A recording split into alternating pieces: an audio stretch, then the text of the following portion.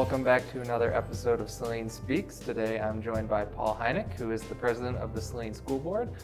So this is a first, interviewing some school board members to get their faces out there and hopefully people get to know them a little bit more. So thank you for coming in. No problem. Thank you for having me. And so we were talking just a little bit before we started. You're one of the longer running members of school board, correct? Correct. I have about a little over 7 years of service in so far. So my term that I was elected in 2014 runs until 2020. So 5 more years left on that stint.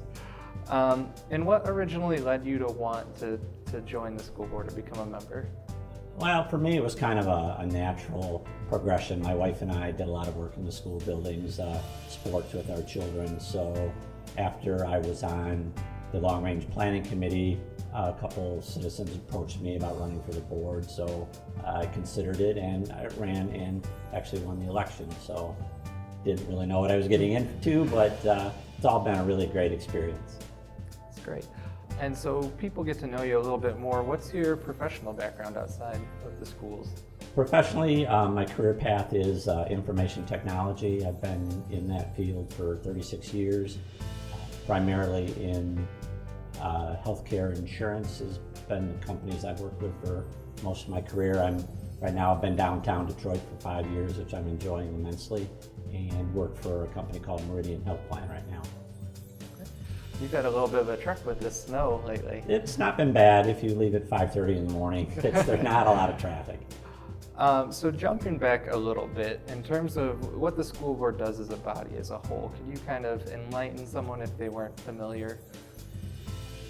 The school board has an, I guess, overarching responsibility to make policy for the district and to oversee things in the district to be sure they're running up to laws and running well. We only have one employee, that would be the superintendent, and he is charged through our policies to run the district. So it's really our relationship with him and the board that kind of run the district. So basically we're policy setting. We look to be financially responsible and be sure things run smoothly and try to get the superintendent everything they need to run the district. And in your position as president, what extra duties does that involve?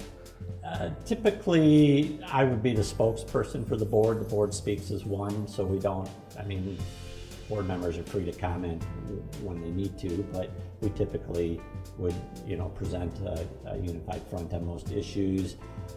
Other things are mostly, record keeping. Mr. Graydon and I go through and set up the agendas for the meetings, kind of look for topics, make sure the other board members are taking some classes and a little bit of run the meetings, of course, so not terribly a lot of overhead with that. A little bit of everything, I guess. Like we mentioned before, you're one of the longer running members. How have you seen the school board change over the years? Well, to be perfectly honest, I think a lot of the drama from some of my earlier years is gone. The board right now is a good collection of people that represent different areas of the district. I think everyone has a viewpoint that, I'm not saying they're all different, but we have a lot of good discussion. We generally agree most easily on things than was done in the past. So we're looking forward to moving the district forward. When you present that unified front, it always makes things a lot easier. And that will definitely be needed in the next coming years with the bond being passed. So for anyone who somehow doesn't know, the bond was passed, so the school can go forward with a number of projects, but what's that going to entail over the next couple of years? Well, just right after the bond passed, work got going. RFPs were sent out to get a construction outfit and overall architects and managers, so those were all approved by the board in December. So since that time, they've been meeting, trying to prioritize the phase 1 bond issues, getting discussion about what we should do or shouldn't do, alternatives to different things. There's, just saying we want to put a driveway there has a lot of implications. So they've been working really hard at that. So it'll be challenging, but I think the team that's assembled is up to it. And meanwhile, the board is sort of, since the bond money is paying for a lot of capital funding things, we have or will take up trying to create a separate capital fund within the monies that the district gets in our normal revenue stream, because we can't every 10 years go after the public and say 10 or 15 years, say we need more money, even though the state is not funding us what we would consider to be appropriately. So there's, the bond money is good, it's going to take care of a lot of things, but we still have to watch out for the back end and the future. And it seems like it's been a lot of extra work over the past few years, just getting all this into place and everything ready. It is a lot of planning that goes on. So the King Scott, the company that we hired for that, came in, did tours of all the buildings, got input from all the building principals and everyone else that works in all the buildings. So there's, a thick list and a lot of work to be done. So we're doing all the heavy hitting, really necessary things first. So secure, safe, and dry, those are what we're after. So anyone who lives in Saline who will be watching this obviously knows what a great school district we have. So personally for you as a member of the school board and as a parent, what are some things or one thing that you're really proud of and really think sticks out for Saline?